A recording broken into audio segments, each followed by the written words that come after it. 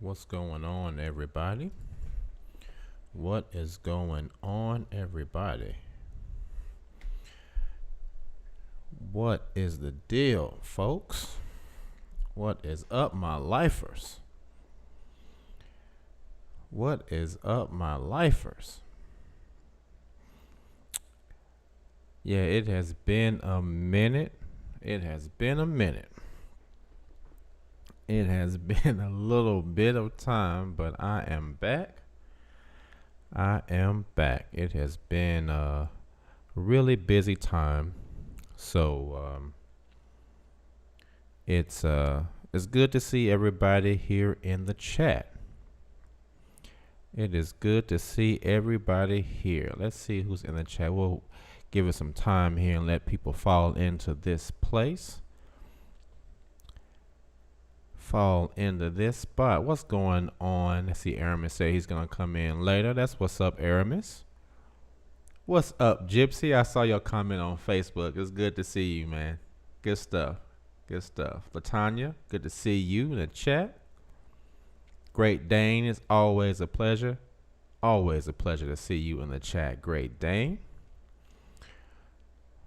You don't have to worry about me.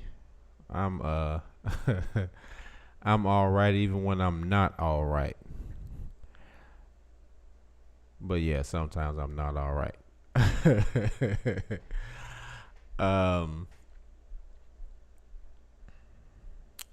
What's up, MKT? Good to see you, my brother. What's going on, Lash Girl RW? It's good to see you in the chat. Yeah, man. Yeah, man. Thank you, Great Dane. If you guys have a moment, give me a thumbs up. Give me a thumbs up, thumbs up, thumbs up. On the count of 2, 1, 2, thumbs up, man. Thumb this video all the way up, man. Do your boy a favor. Do us all a favor so we can have more people to chat with. I bet YouTube didn't send out a notification. I bet my silly behind forgot to click the reminder. Oh well. Well, that's all right. That's all right. We'll see. Did anybody get a reminder about the show tonight? Let me know, cause I'm wondering if I didn't even see it on my phone, so I know for a fact it probably didn't go out. It's my fault. That's all right. Gypsy Lady, it's good seeing you at K Fits. Thank you. It's good seeing you too, Gypsy. Right now, feel better seeing you guys. Feel like shit right now. Hey, it happens to us all. It happens to us all, guys. That's what we are here for. Hopefully, we can make everybody feel a little bit better.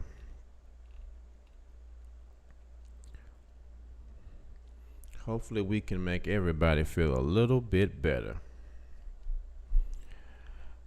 So we'll see how long this show goes tonight. If anyone wants to call in and weigh in on this conversation, the number is on the screen. And I'll put it in the chat as well.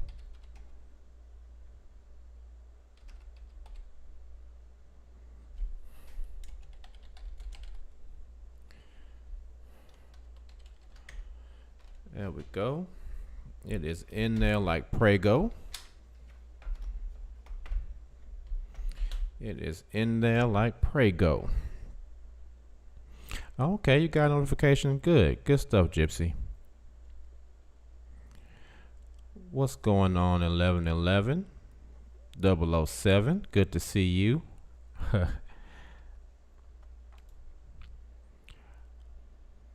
Good to see you, Wendy Seeley. Oh, yeah, we got everybody falling in here. Everybody's coming up in the spot. That's what's up. That is what's up. So,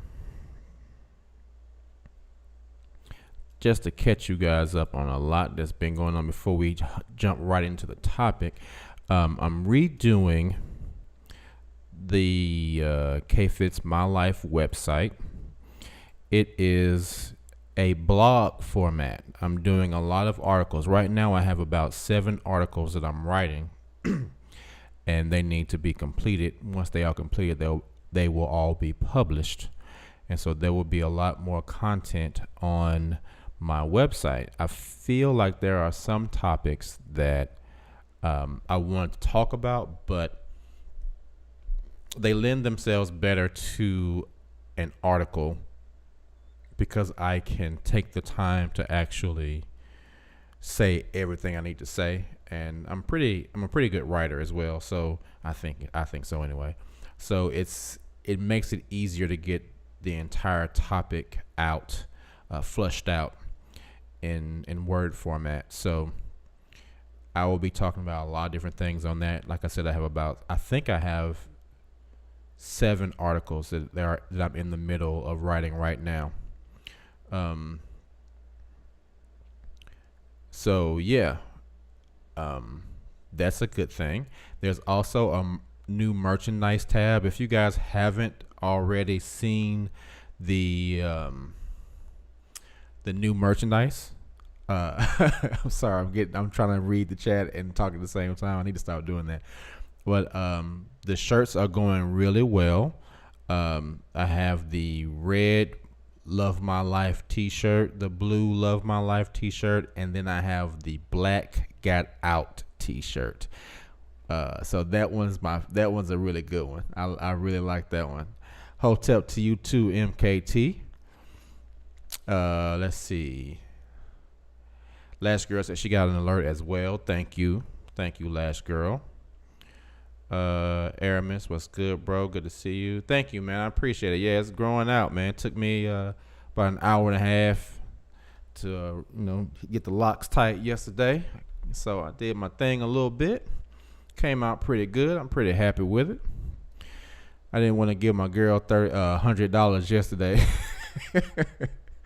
My girl Celesta. If you guys need somebody, if you're in Nashville and need somebody to twist your hair, my girl Celesta is super good. I'll always put her out there. She's good. She's super good. I honestly just didn't have the time. So yes, the website is up now, but it's not complete. MKT said my wife does mine. Well, you a lucky brother. I need to get me a woman that know how to twist my locks for me. It'll be nice to not have to do it. It takes about an hour and a half to get it done, but if I can get me a woman that know how to twist locks too, on top of all the other check boxes I need checked, maybe somebody out there can sit in my lap and sing to me and twist my locks. You never know. Maybe she is out there.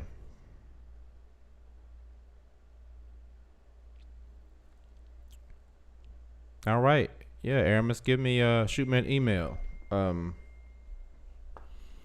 Let's see here. I'll put my email address here in the chat.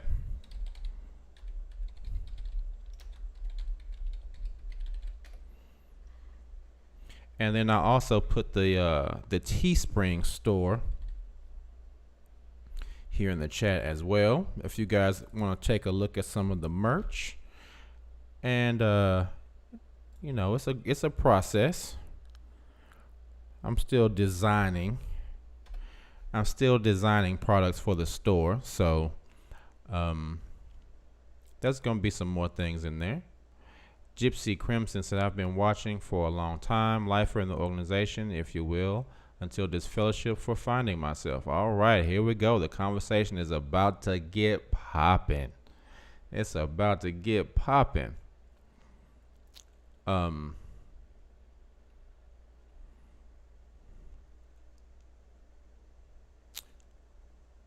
So yeah, that's what's been going on.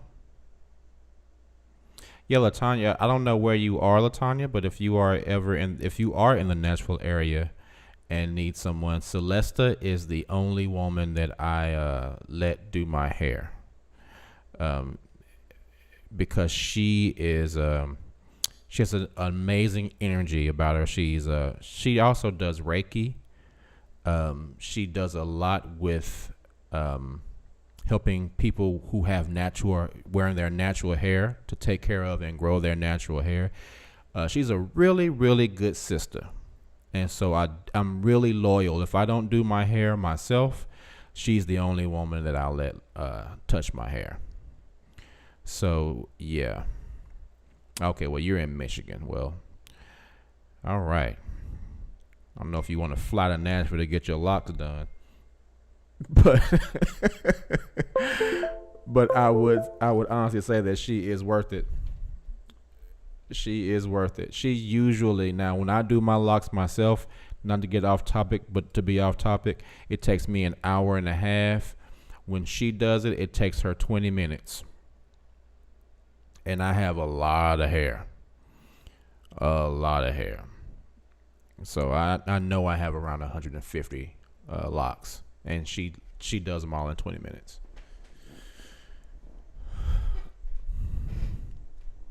So, let's get to it, guys.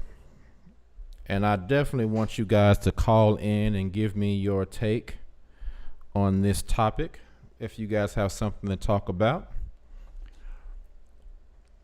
But I was having a conversation with one of my subscribers. And she and I were having a very interesting conversation. I'm not going to say who she was unless she says who she was during the show. Oh, thank you, Gypsy. Man, it was time this time. I literally try to do them once a month, but anyway, let me get back on topic because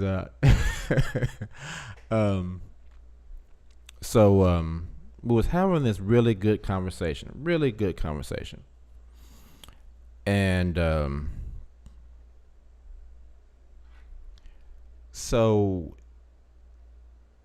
somehow during the conversation, I was talking about my issues with my family. She was talking about her issues with her family, and I thought this would be a really good topic for the show. And I've actually touched on it before, but it's the first time I've actually had someone else say something to me about it. And so she asked, she mentioned that they think they're doing the right thing. Can we be mad at them if they think they're doing the right thing? And it's a very interesting question. It's a very interesting question, and it's really relevant because, well, let me digress for a second. Let me go do a little quick story time real quick. I was talking to my aunt. It's story time. I think I need to get that on the shirt. It's story time. I was talking to my aunt, and she was telling me about how she was talking to my father a while back. She told me, she said, "Keith, I'm going to have this conversation with your father." Now, of course, my father's her brother. "I'm going to have this conversation with your father."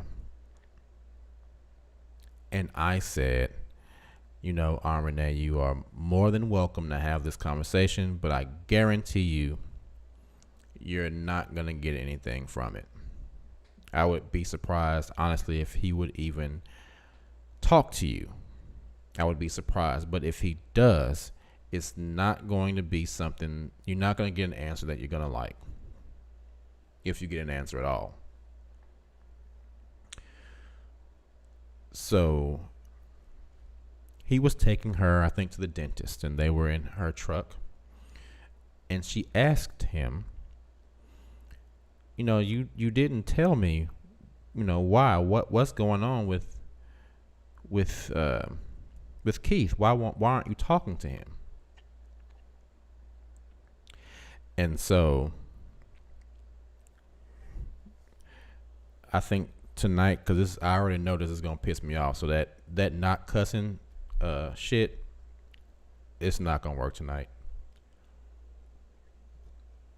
So if anybody gets offended by words like shit and motherfucker and ass and shit like that, this is not the one for you, because I know it's coming out tonight. I have really been good, but this shit really pissed me off.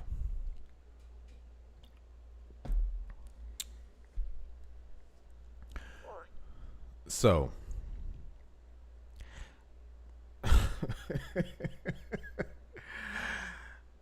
so this motherfucker starts talking, right?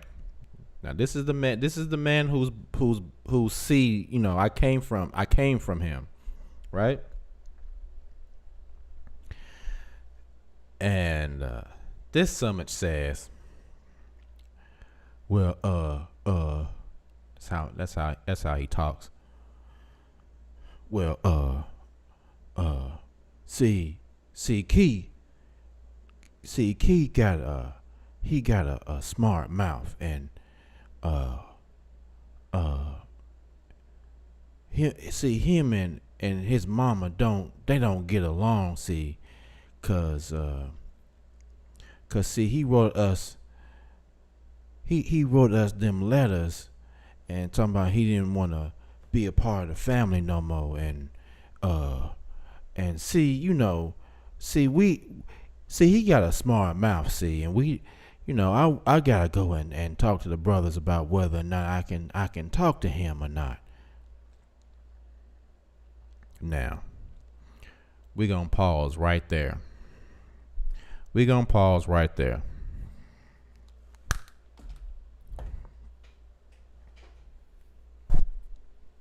We gonna pause right there.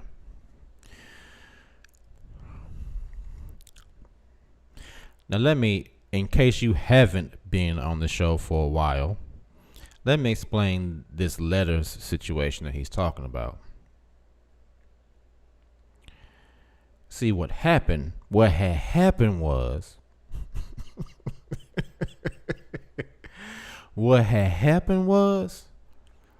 see,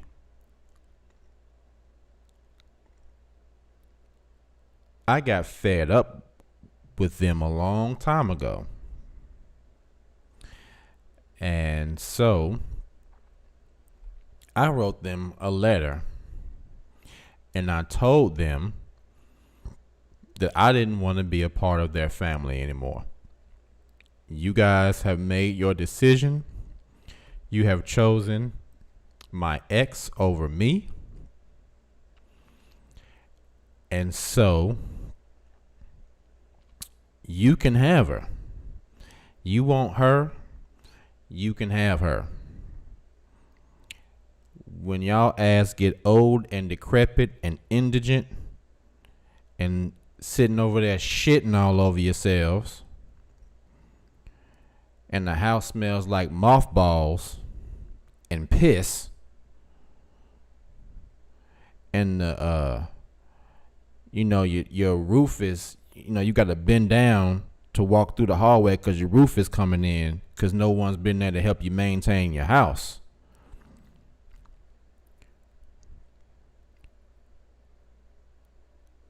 Don't call me, you call her.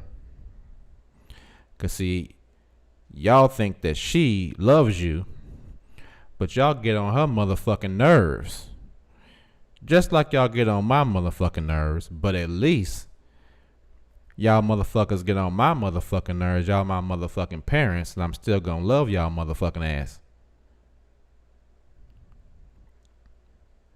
She don't give, as someone mentioned in the comment section earlier, last girl mentioned, she don't give two fucks about y'all in the long run. But y'all motherfuckers wanna walk around with your head up her ass because she drive y'all stupid motherfuckers to the Kingdom Hall. And see, when it comes to me, I am a very nice person. Now,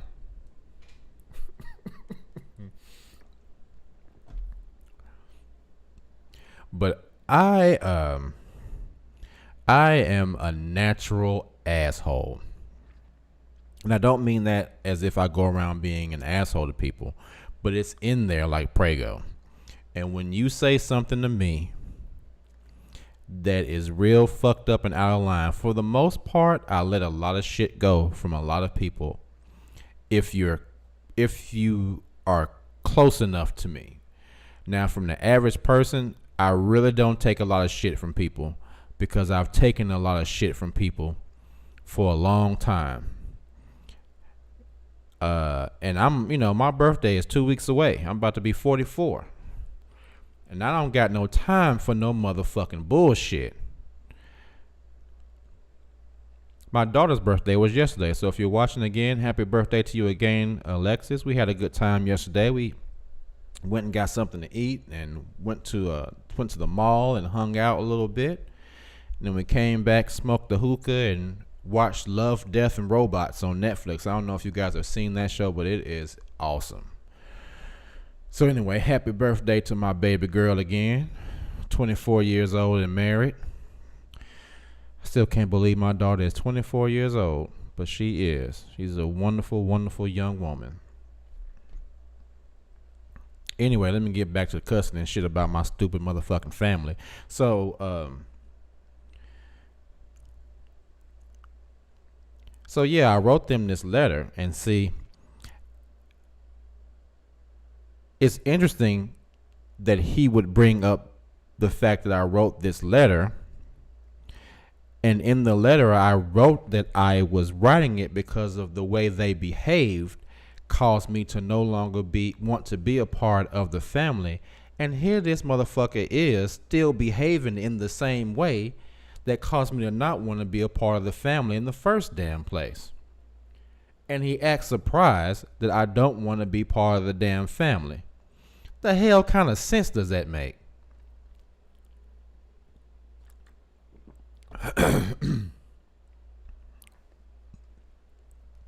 And so my mother, yeah, she probably said that shit for two reasons. See, my mother was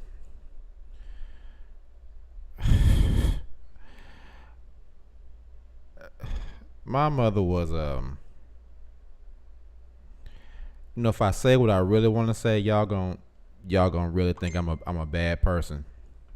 These people messaging me. I don't get a message from nobody ever. And as soon as I get online for the first time in a month, people start messaging me. Nobody caring about my black ass in here.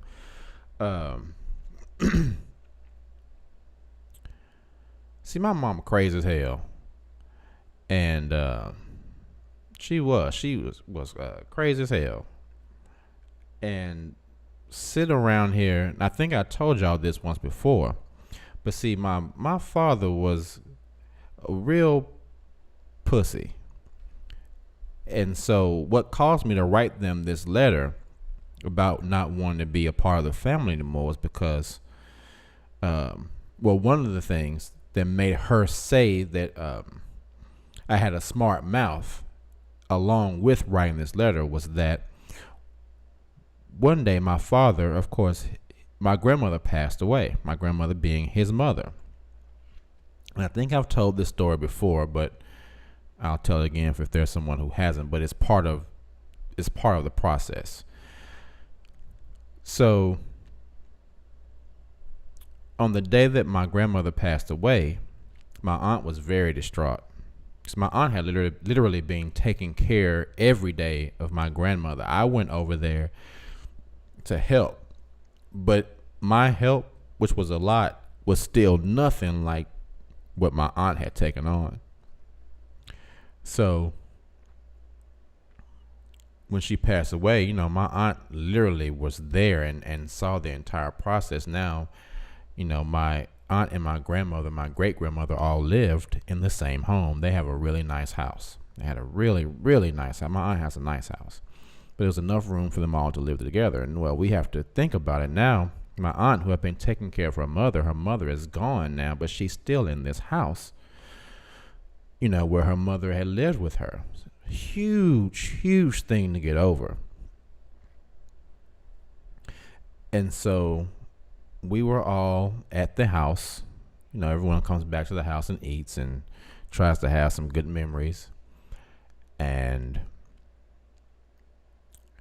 my aunt was still too messed up to drive her car.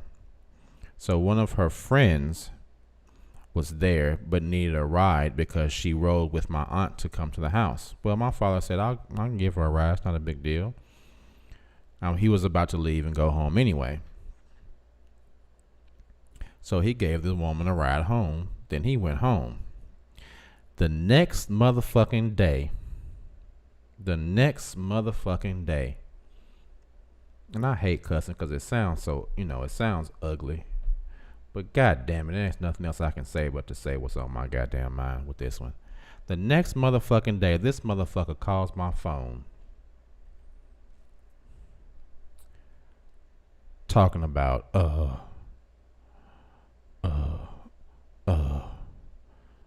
and see, he started and I knew something was fucked up.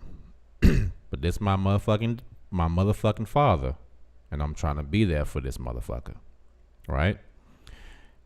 He yo mama put me out the house. I said, what? I heard what the motherfucker said. I just wanted him to say that dumb shit again so he could hear how stupid he fucking sounded saying this dumb shit. I said, what? Yeah. She put me out of the house. I said, for what?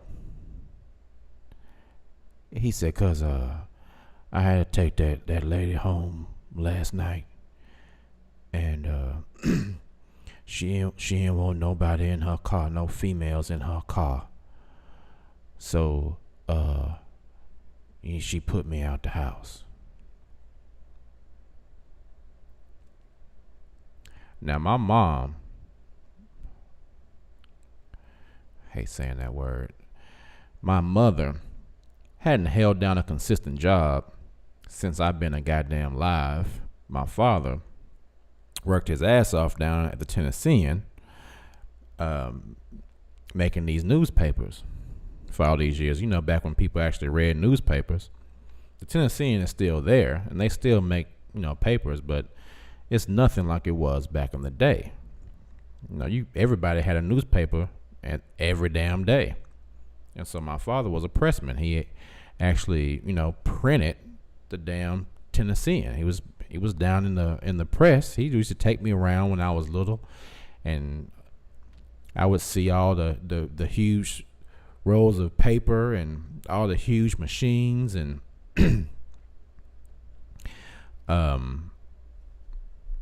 and I was so little back then.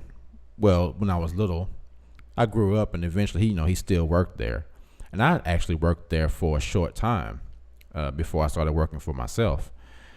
But I remember when I was little and I would walk through there, and my dad was so big, and he was he was bigger than almost everybody there. My dad was a big dude, man. And I felt cool walking through there with my dad, and he'd be explaining all the stuff to me, and this does this and this does that. And everybody respected my dad. It felt cool, man. Well, that shit's gone. But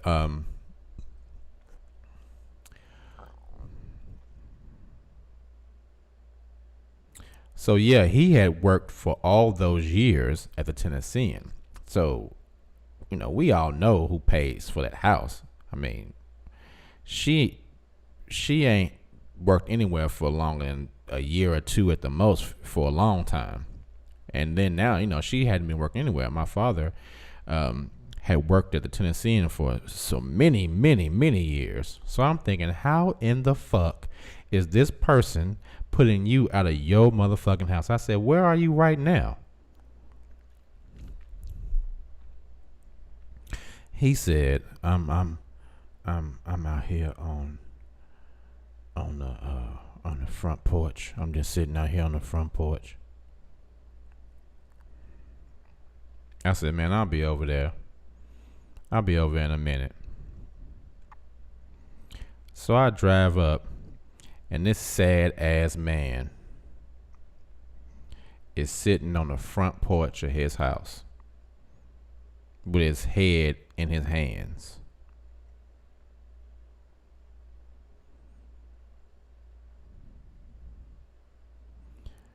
So he gets in my car, and I take his punk ass over to my aunt's house.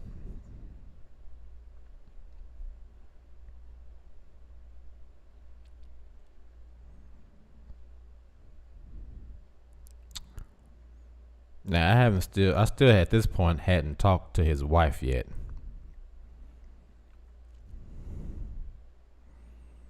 So a little bit later,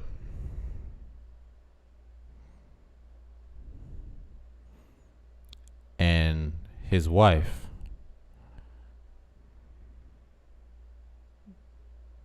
the woman whose vagina I came through, was there.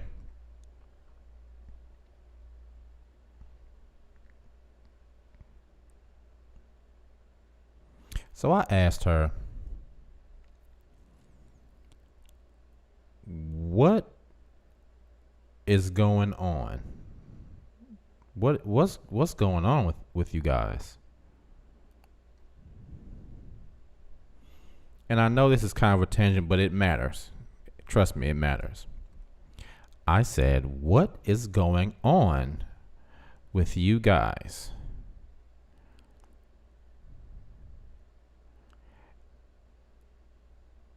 And she said, now see, at this time I'm still married.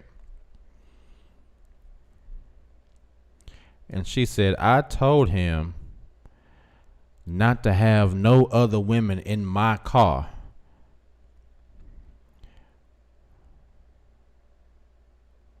Now, ain't nobody gonna tell me what to do with my car. That's my car, and I don't want no other women in my car. Don't nobody tell me what to do with my car. Now I'm sitting here looking at this woman, and she looks as crazy as fuck. Yeah, they are. Yes, Gypsy. They well, at that time, my mom was a Jehovah's Witness. My dad, not so much into it yet. I think he was studying at this point. But she was a Jehovah's Witness. She says, "Can't nobody tell me what to do with my car. That's my car. Can't nobody tell me what to do with my car." You know, and my mom stutters a lot too, because she talks really fast. If you guys ever catch me on here, that's where I get it from, because I used to speak really, really, really fast, and you guys will probably catch me every now and then. I'll start doing it when I get excited, but that's where I get it from. I get that from her. So she starts talking fast and and what's up, self-care? And so nobody can tell me what to do with my car. You can talk to Angie, my ex. You can talk to her. She knows how I feel. She knows exactly how I feel. And I looked at my mother and I said, no, she doesn't. Neither of us do. Now here is where the issue begins. Here is the conundrum.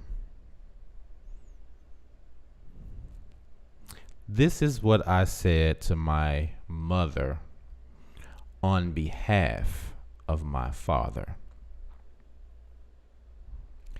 I said to my mother, "No, neither of us understand why you're behaving the way you're behaving right now."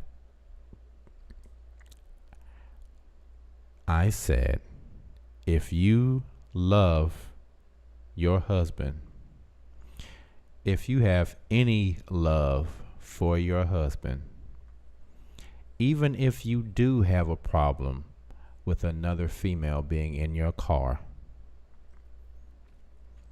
I would think that under the circumstances, his mother dying would be an opportunity for you to overlook that and be there for your husband. So no, I don't understand why you're doing what you're doing. I think you're being extremely selfish, and I understand why everyone is not, it doesn't care for you, because what you're doing right now is one of the worst things I've seen you do. So no, I don't understand. Neither of us understands. And I think what you're doing is real mean. And I don't understand why you're behaving that way. This is the conversation I had with my mother. And she just looks at me.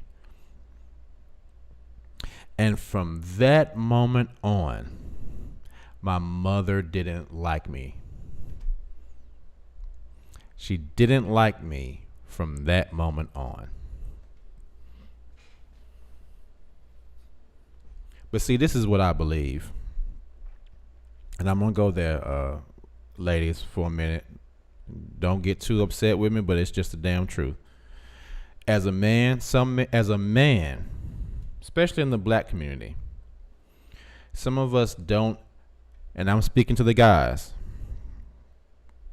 but I'm speaking about the moms. Okay? As black men, some of us don't have the ability to stand up to our mothers and tell them when they're on some bullshit.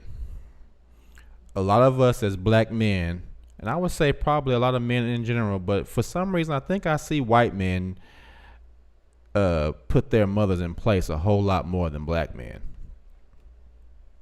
But black men, we have this thing where we always, it's like our mothers are right no matter what. And I'm not for that bullshit.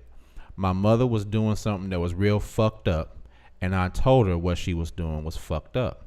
Because that's my father. I love both of y'all, but I'm not going to sit and let you do some fucked up shit to my father and then just go along with it because I came out of your vagina. Fuck that. So after I told her that what she was doing was messed up, she walks in the house, slams the door. She didn't speak to me for a while after that. So the funeral happens. Now, at this point, everybody in the family knows what's happened. Of course they know, because Curtis, my father, is staying at my aunt and my great-grandmother's house. So the funeral happens. And, you know, they're sitting up front with the family. My father's sitting up front with the family. My mama ass was sitting in the back. Nobody in the place, including me, nobody said shit to her ass the whole fucking funeral. And she's sitting back there trying to play the damn victim, trying to look like I'm all right. Nobody got to speak to me. Well, don't nobody want to speak to your punk ass in here acting like a damn retard. So after the damn funeral, after that, you know,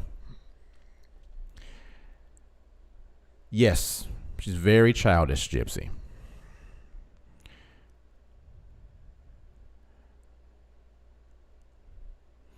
Last girl said, what you said to her was fair. I have stood up to my mother more than once. They don't like you for it either. Exactly. Self-care boss says, what? Judaim says, what's up, Judaim? A lot of it has to do with the fact that moms are the backbones and heads of households in a lot of places. It's hard telling your first teacher they are wrong. Sometimes the respect turns into fear. That's right. Airman says, I don't mean to laugh, but can't help it. It's my delivery, man. I'm just, you know, it's a real thing, but, you know, at this point, very good point, Judaim. That is true. But there are some times, you know, the student surpasses the teacher. And when that happens, you have to tell them. We have to tell them, and I had to do that. And did it feel weird talking to my mom like that? Yeah, it felt weird, but it was the right thing to do, and that's the point. That's the point. Even of all this channel and everything that we all talk about, sometimes shit is not comfortable, but it's the right fucking thing to do. It's the right thing to do. And, in this community of people, there's some people that know all this information. They have like a walking library of information and dates and books, and all that shit is great. But you know what it comes down to? You can have an encyclopedia full of knowledge, but common sense, doing the simple things, like just doing what's right in the moment. That's the most difficult shit in the world. Being able to look at your mom and just say, you know what you're doing is super fucked up. It's fucked up, and I'm not going to go along with it. And I'm going to tell you that what you're doing is fucked up. That is a difficult thing to do. Judame said, I had an incident with mine a few years ago where we had a disagreement on the phone, and she hung up on me, and we didn't talk for a while after that. That's how it goes, man. That's how it goes. So,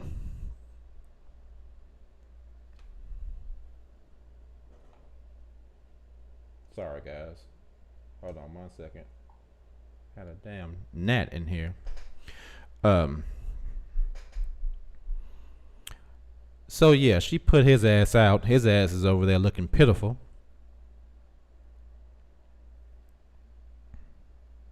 And the point of that story was,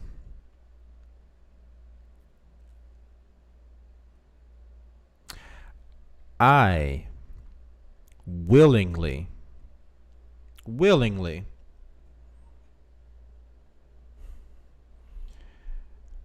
stood up to my mother and endangered my relationship with my mother because of the love that I have for my father. I love them both, but if my father does something fucked up, if he would have done something fucked up to my mother, I would have called him on that shit too.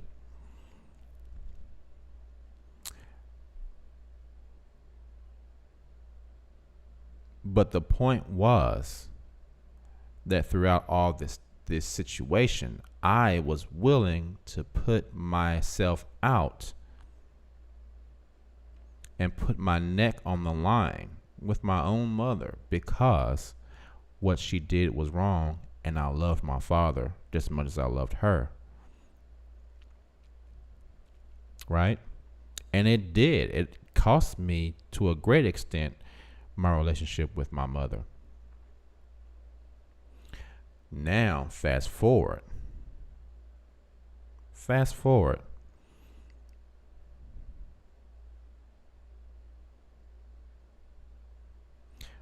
We were in a situation where, according to my father, now we're going back to the beginning of the story. My aunt asks him, why aren't you speaking to Keith? What's going on? Well, it's cause, see, Keith got a smart mouth, and see, he he gets smart with his mom, and he wrote us them letters, and he don't come to the meetings like he's supposed to, and I need to go and talk to the brothers about whether or not what I need to do with this situation. I need to talk to them because I don't. Now these are his words again. I'm not just making this shit up. I can't make this shit up. It's too fucking stupid. I gotta talk to the brothers about whatever I do. I need to talk to the brothers first, cause they help me make my decisions. So I need to talk to them before I do anything. I need to talk to the brothers. My aunt said,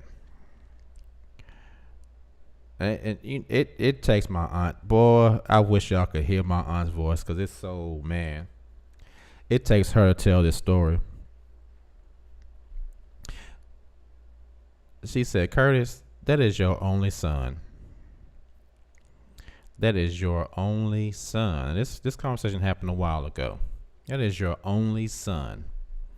And she said, you know, I have my own thoughts about that religion, and I'm not going to go into it.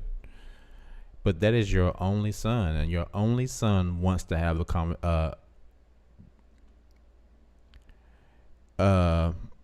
no, Great Dane, I said that myself.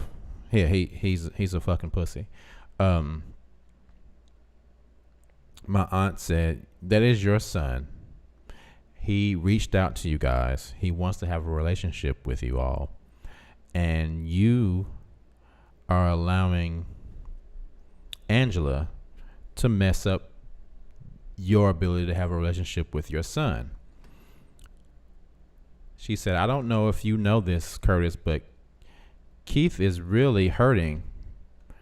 There are times when Keith, you know, and I talk, and we both are hurting because we want to have a better relationship with you guys. But Keith really, really wants to have a relationship with you. And as she is saying this,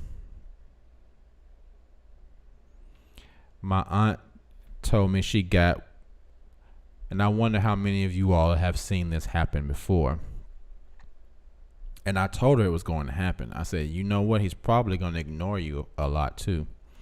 She said, and Keith, as I was talking to him, he literally turned and he looked straight ahead and his face went blank.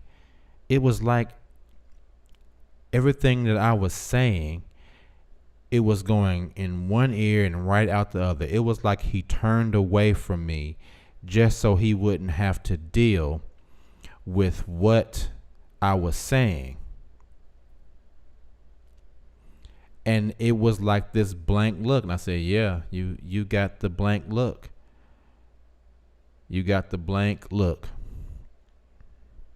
And I said, I guarantee you a lot of other people in this community have gotten that blank look too. It's that look when they don't want what you're saying to sink in. And so they look away. Or you get that glassed over look on their face where they're trying to make sure that what you're saying does not sink in, because they do not want that shit to sink in. So my aunt told him, you know what, this is the last time you'll ever hear me talk about this, but I want you to know that I think what you're doing is really wrong. It's really wrong, and you should do what you can to have a relationship with your son. All right? Now, this leads up to the conversation that I was having with, and I wanted to give a shout out to 1111-007 for this topic, because it was our conversation that I was having. It was a conversation I was having with her.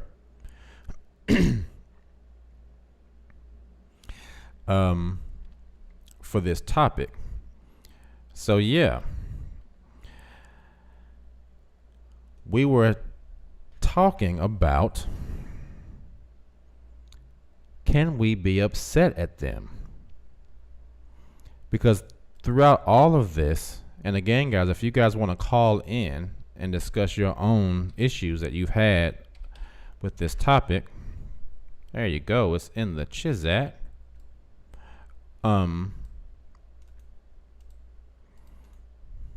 Let's just take a moment here, take a quick little break, because I've been talking. I've been talking for about an hour straight. Let's take a little break real quick and see what's going on. What's up, Today Forever? You know what, Today Forever? Let me do something real quick since you are in the chat, because I've been meaning to do this. Yeah, I've been gone for a minute, Today Forever. I have been gone, but I am back. I am back. And it is good to see you in this chat. But if you have not already, please click the like. I'm pretty sure everyone that has here has subscribed. But if you haven't, go ahead and subscribe to your brother, man. I'm just out here trying to help some people and have some people help me, because that's how it works. We are out here trying to help each other.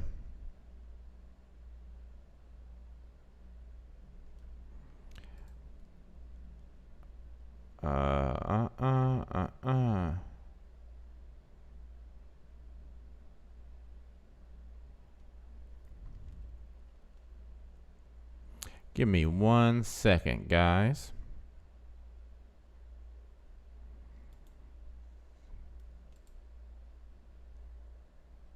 Give me 1 second. I'm sorry, but I want to do this because I said I would. I don't want to be one of those dudes that say they're going to do something and then they don't do it.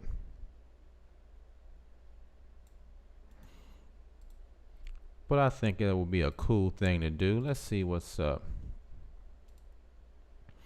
All right. What's up, Red Boy? What is going on?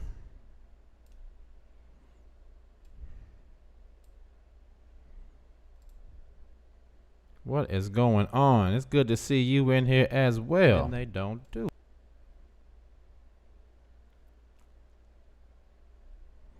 So,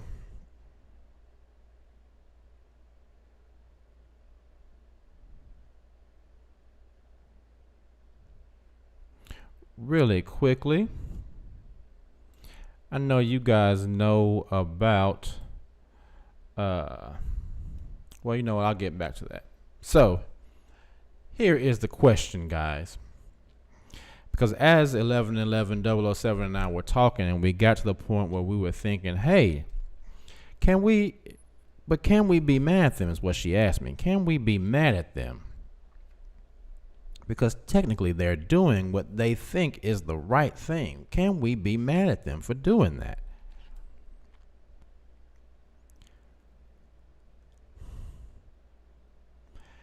Can we be mad at them? Now,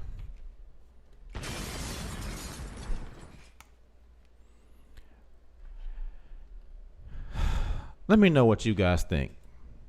Do you guys think we can be upset at them?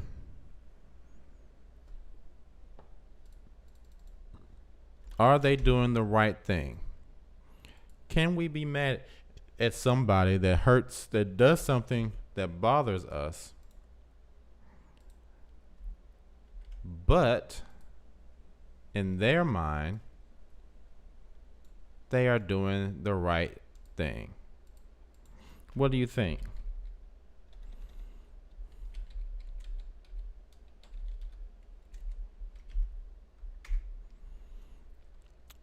Tell me what you think, guys. I know you guys get real antsy about calling in sometimes, so I'm gonna give you guys a moment. I'm gonna let this number sit out here for a minute. See if anybody wants to take the plunge.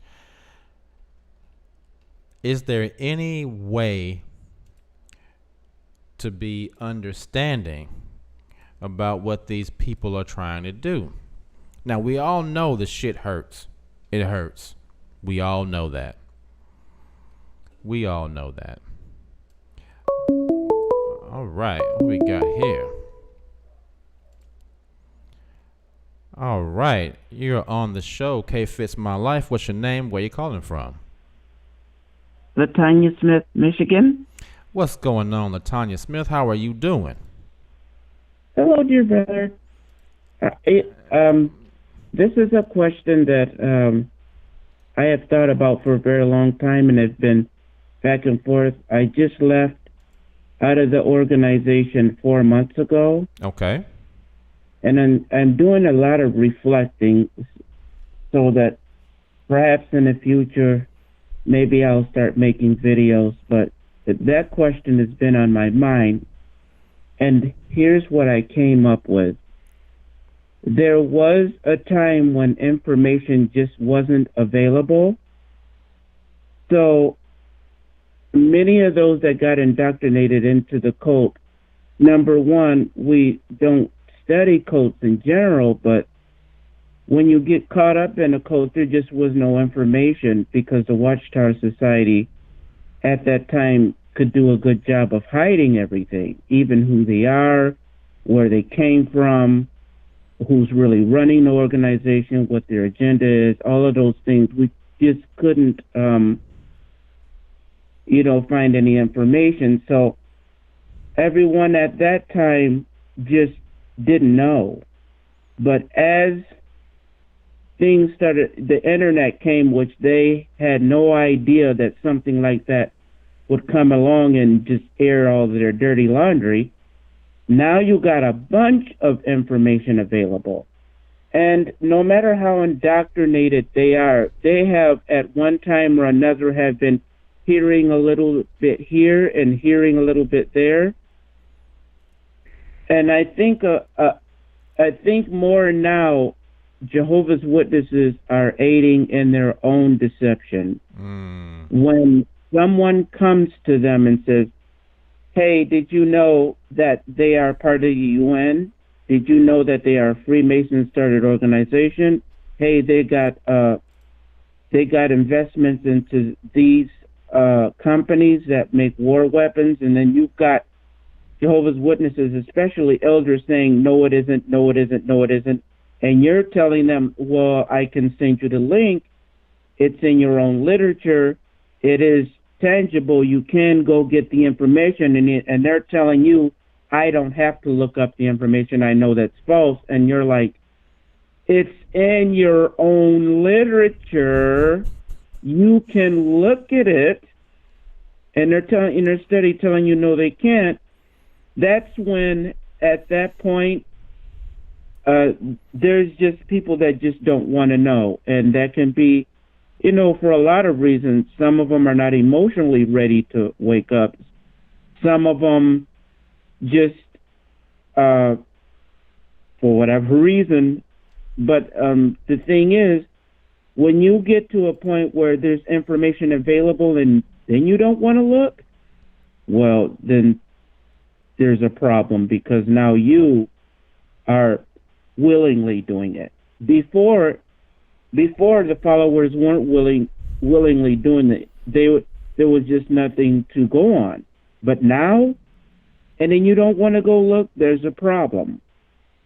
And then you got some that just haven't heard anything.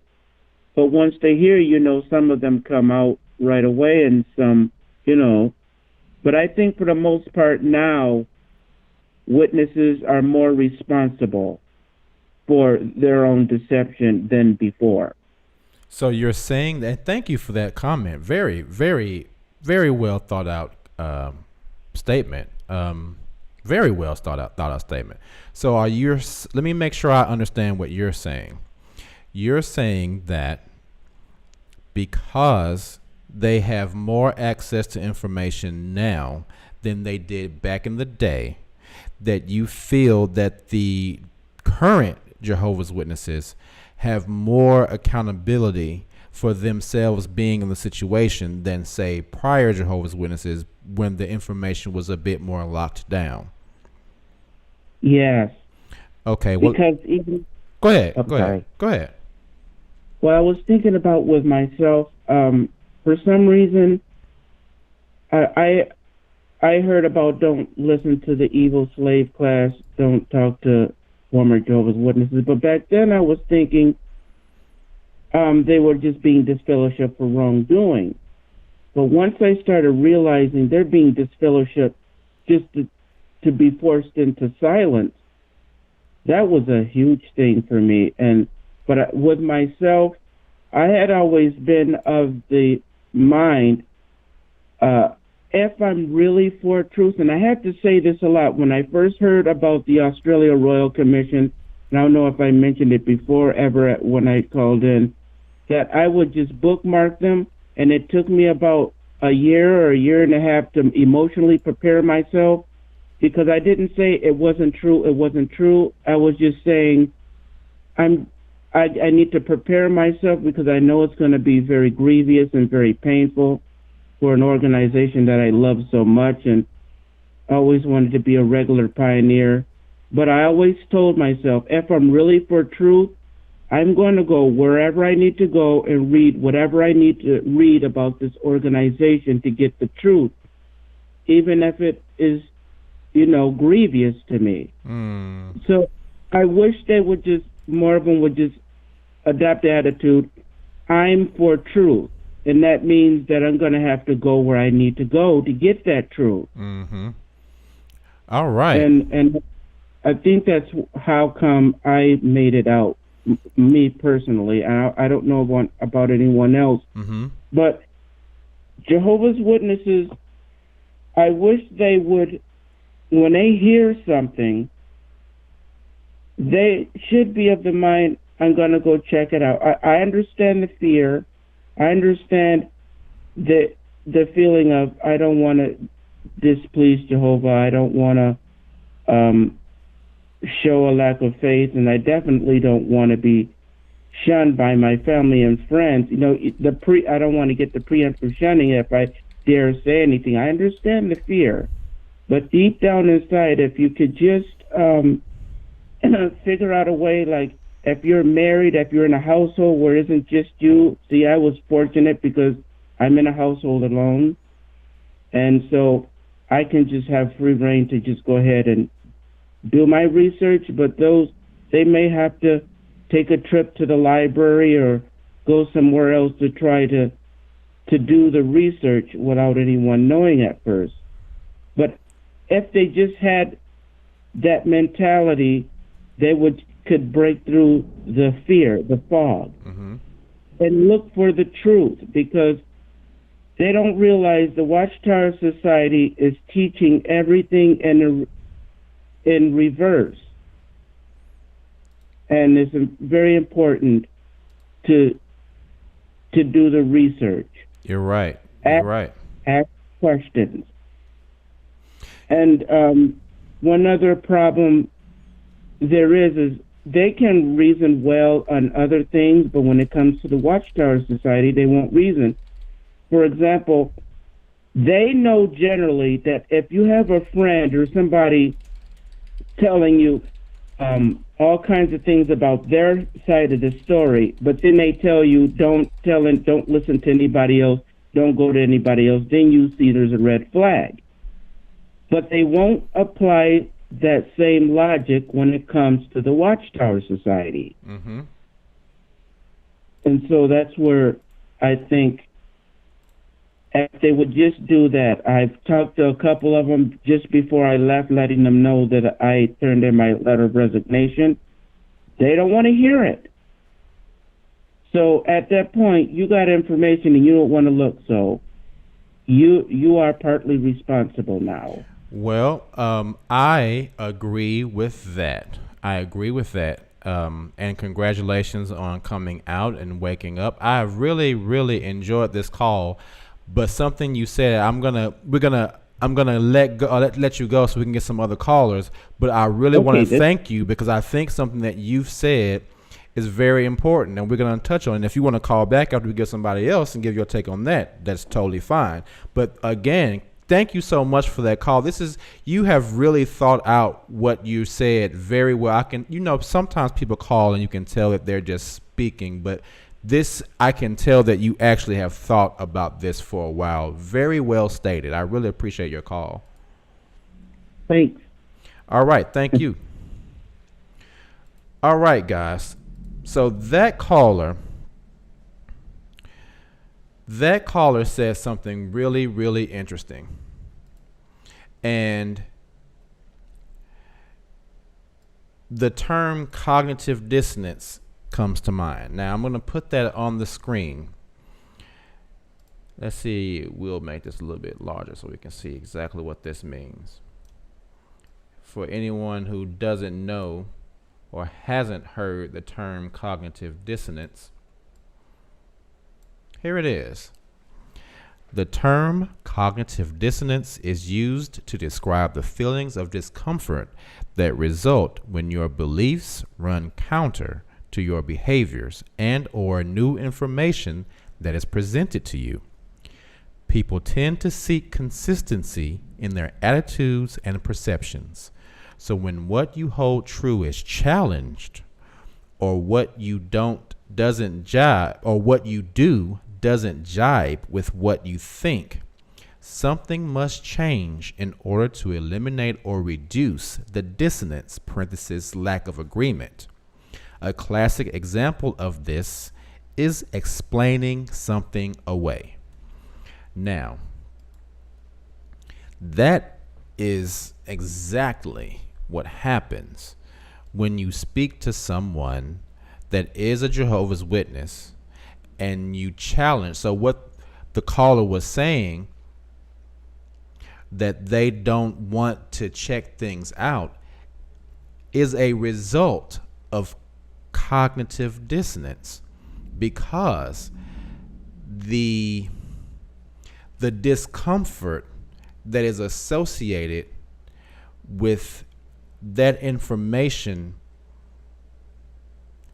basically shattering their entire world. It's almost as if it's too much. It's too much for them to actually,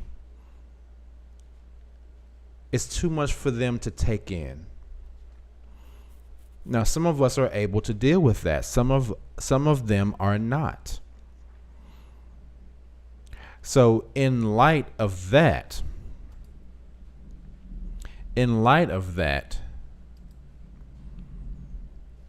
do we take account for the disorder that may be playing a part in them not listening to what we're trying to say to them? All right? That's part of the question. Very good call, LaTanya. Very good. Very, very good.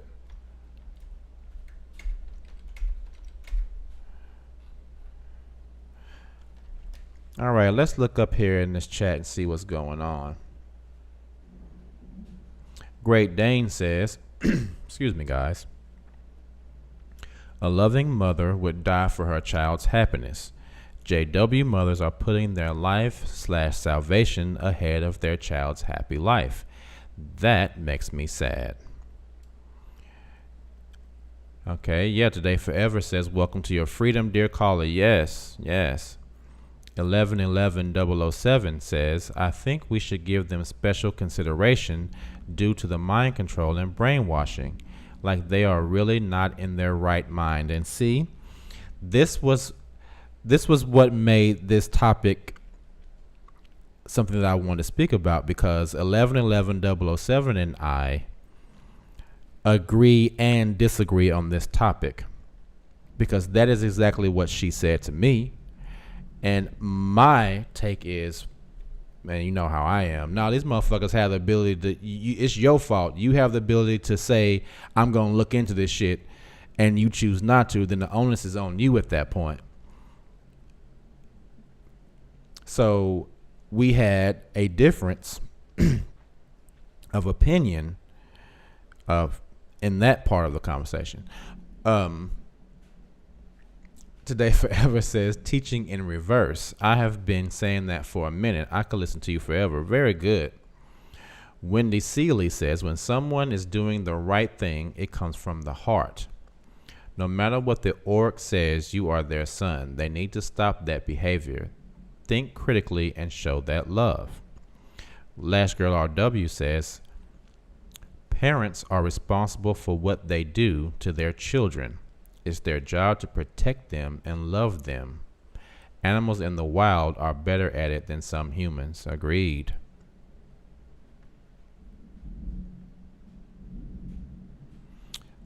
What's going on, XJW Survivor? What's going on, John Seth?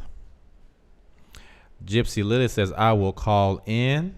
Okay, that might just be her right now.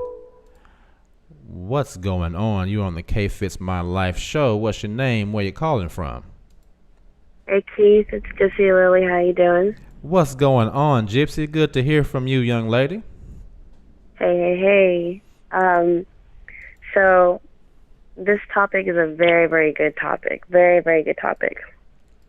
I think, in my opinion, yeah, I'm going to be mad because of three things with the organization. If there was no such thing as this fellowshipping, if there was no such thing as them being so against apostasy, and if they didn't contradict so much shit within the organization, then I could have a better understanding of it. It's because of those three things. They're so controlling. They have so much control over what they teach, over their organization members. It's just, if you don't do it, it's not right. They don't believe in freedom of speech. They don't believe of independent thinking. It's simply because of those things that I don't think they think they're doing the right thing. I think they just want to be controlling. So I just want to get your thoughts on that. Now, when you say they want to be controlling, are you speaking about the Watchtower or the Jehovah's Witnesses, or both? The Watchtower. The Okay. Watchtower itself. Okay. Yeah. Now, what do you think about the members, the Jehovah's Witnesses themselves? Do you think they think they're doing the right thing, and we should hold them accountable anyway? How do you feel about the way they're behaving? As far as the organization members, I feel like they are doing the right thing. You can see evidence of that, like with my own family. You know, my grandmother, she called me the other day to give me some bad news about someone in the organization and that had passed away, and you could just hear it in her voice. She's like, I know I'm not supposed to be talking to you, and I love you, and she's crying, and she thinks she's doing the right thing. And it's because she's been indoctrinated. They are controlling. They put it in her mind that you are doing the right thing, but they themselves know they're not doing the right thing. Watchtower. So that's what I feel like. That's a really good question too. I wonder if the Watchtower members actually believe this shit, or do they know that it's a good hustle? Yeah, that's a very good question. I mean, the Watchtower, all it is another business. That's all it is. It's another business. They have a shit ton of money. Yeah. That's all they're doing is it's just a money making business. That's all it is. That's all it is in this world. You're right. You're right. Thanks for calling, Gypsy. So it's always good to hear you call in. As you as well. Thank you, Keith, for what you do, and you have a good one. You too. All right. Bye-bye. Bye-bye.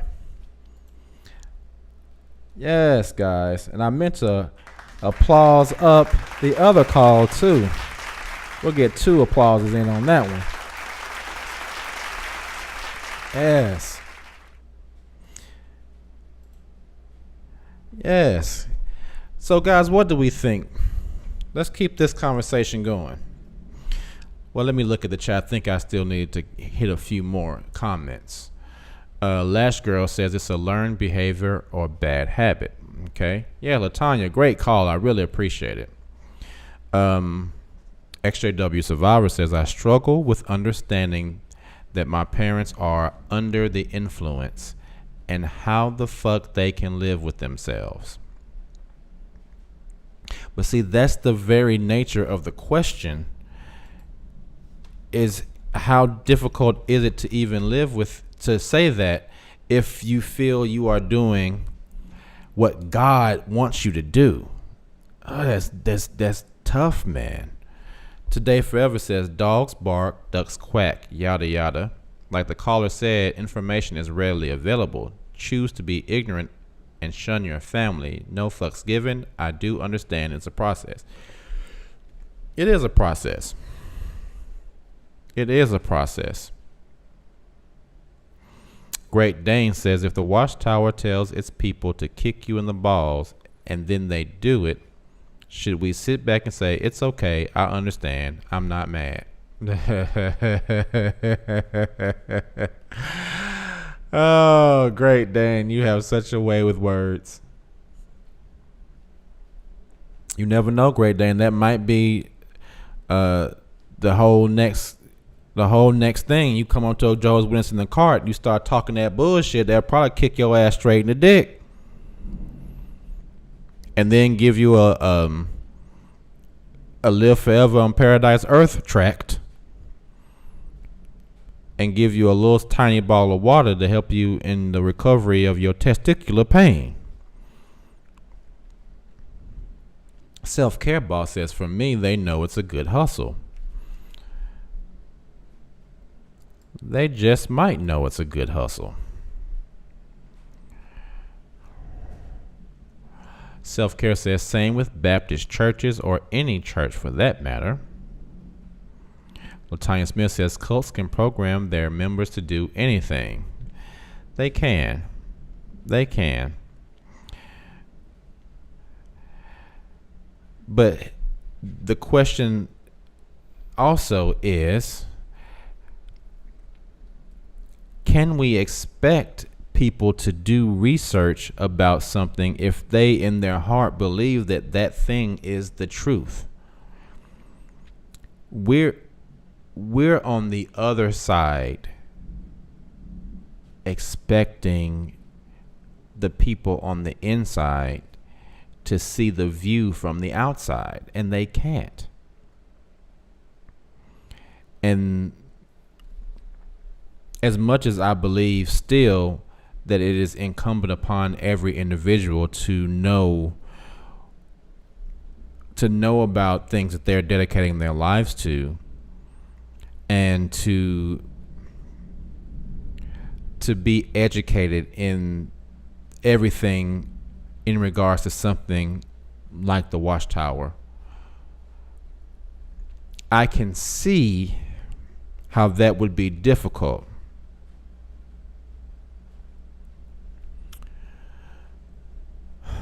XJW Survivor says, I think they rely on Bible accounts like Abraham sacrificing Isaac for strengthening. They think they're given a trial, maybe not by Jah himself, but they need to prove themselves. Interesting. Latanya Smith says they are doing the equivalent of that. Give you a tract after kicking you in the balls. That's right.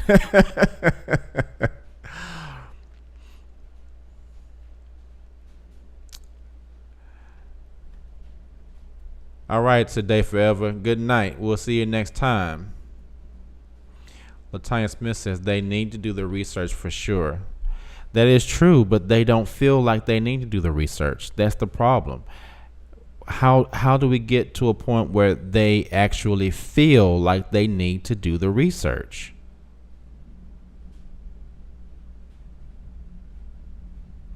XJW Survivor says, no, we can't expect that. I never did. I accidentally woke up. I would never have researched Watchtower. XJW Survivor, I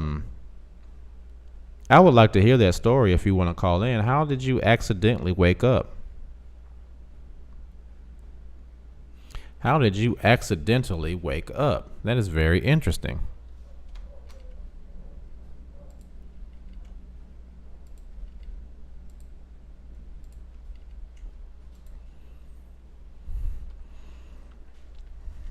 How did you accidentally wake up?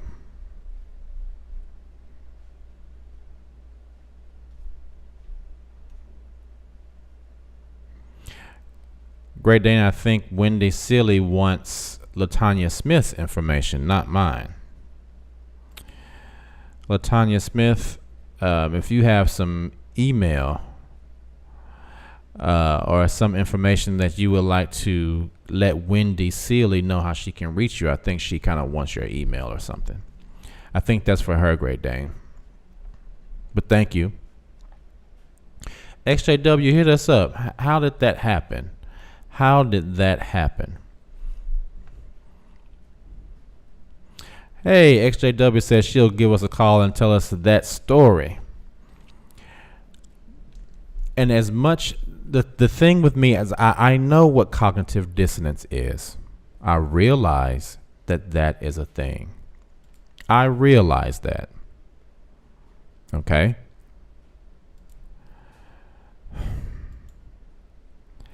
But the problem I have is that I realize,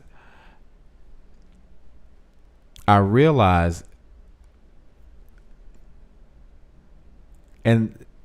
I'm struggling with thinking whether or not this is selfish.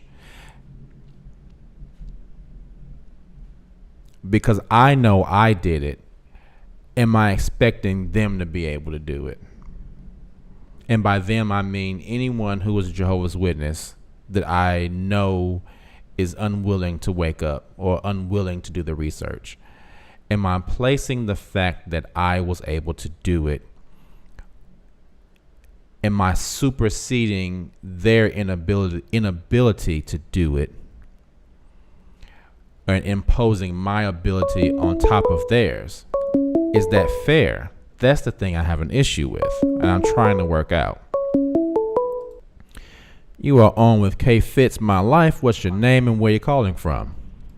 Hey, Fitz, it's JW Survivor. What's up, JW Survivor? How you doing tonight?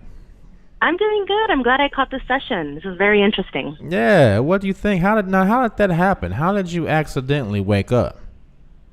I definitely was still, I guess, physically out but mentally in for probably about 8 months to about a year. Okay.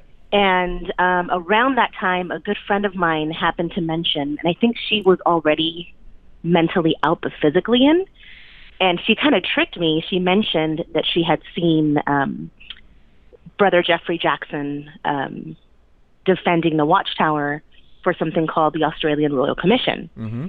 So during that time, since I was disfellowshipped and kind of like, well, I guess I'm going to die in Armageddon kind of thinking, was like, well, maybe this is what I need to see to give me the kick in the ass that I need, to go back. Mm-hmm. And it did the total opposite. I saw it. I was disgusted. That just kind of like made me think, well, shoot, like, what else don't I know about them? And then that's what got me to start researching. But if it wasn't for that, Mm-hmm. like with good intentions of trying to get, my faith restored, I think I still would be physically out, but mentally in and just tormented, thinking that I'm not going to make it. Interesting. So yeah, because of that, I can't really expect my parents or my two brothers that are, they're mentally out. No, they're actually mentally in, but they're physically out. I can't really push them to it because when I have tried kind of, casually mentioning things to my brothers who talk to me, they kind of, clam up and you can tell that they've kind of decided not to really engage in that subject. Mm-hmm. So I feel like you can't really get someone to wake up and you can't get someone to research unless something within them prompts to do it. When you say mentally in, but Mm-hmm. physically out, what do you Mm-hmm. mean by that? So both my brothers are not going to meetings. One of them is disfellowshipped, and then the other one has faded. They haven't gone to meetings, and one of them, the faded one, it's been a good 2-3 years. Mm-hmm. And then the one that's disfellowshipped was going off and on for a while, but he stopped probably about 5 months ago. Mm-hmm. So they're not active. I mean, one of them disfellowshipped, but they're still mentally in to where if I try to bring up some of the subjects that I want to bring up to them to kind of get them to wake up, they immediately feel super uncomfortable and they don't want to talk about it. And the one that's faded, that hasn't gone in years and that actually celebrates holidays with his new wife, he defends my parents' decision to shun me, even though it's a weird situation, dude. It's super frustrating because I'm the only one that's being shunned. All three of us are out and I'm the only one that's awake. But I think because I was vocal about not wanting to go back, that's what made them draw the line. So, yeah, I hope my brothers eventually wake up because I see them still mentally in, and I think that messes with them. They can't really truly be happy. Why do you think that even though they are not going to the meetings and not being part of the organization physically, that they are still in mentally? One of them kind of has anxiety issues, and I think he always has like a fear of what if, and he kind of doesn't have enough confidence in himself to feel like he can research something and survive the devastation. because when I kind of touched about me doing some research and just kind of having like a existential crisis, I was talking about it among some friends, and he happened to be there. And later on, he told me that he knows that there's some things that he needs to look into, but he's too scared to because he's afraid he's not going to be able to get over it. And he's had some issues with like suicidal thoughts and stuff like that. So he's kind of a little more on the delicate side. The other one, he is the youngest. He's very attached to both my parents. He works for one of them, and he works for my dad. And he also has the only grandchild at the moment, and he depends a lot on my parents. So I think a part of him not wanting to cross them and like stand up, to what maybe he really believes is that he's afraid that he's going to lose all contact, lose the help, lose his job, and all that good stuff. Interesting. Yeah. So how do you deal with seeing them? Oof. Still being able, not only seeing them still mentally in, but seeing them being able to have contact with your family and you not being able to. That has been one of the hardest things I've ever had to deal with. I've found like a counselor that specializes in cult survivors kind of a thing, which is what prompted my name to be XJW Survivor. And she helped me out quite a bit. She also helps people that have strained mother-daughter relationships, which I definitely do. And that helped me out a bit. Initially, it was like gut-wrenching. I would see a picture like on Facebook where they'd be over at my parents' house, and it was just, like a knife to the heart. It was really, really hard. It would kind of send me into anxiety attacks for like, periods at a time. But I don't know, I think eventually what helped the most is just kind of like what this cognitive dissonance thing is about. Is just trying to be understanding and realize that my parents think that what they're doing is right. Like I'm the only one that's outright said, I don't believe this and I don't want to do this anymore. So to them, apostate. And that's what made them, or apparently me, draw the line in the sand. And that's why there's no contact. Whereas my brothers are able to kind of like, don't ask, don't tell. And so I think the fact that that's the main difference, I can kind of be at peace with it. But I mean, don't get me wrong. I'll still see posts and I'll still kind of like, it stings.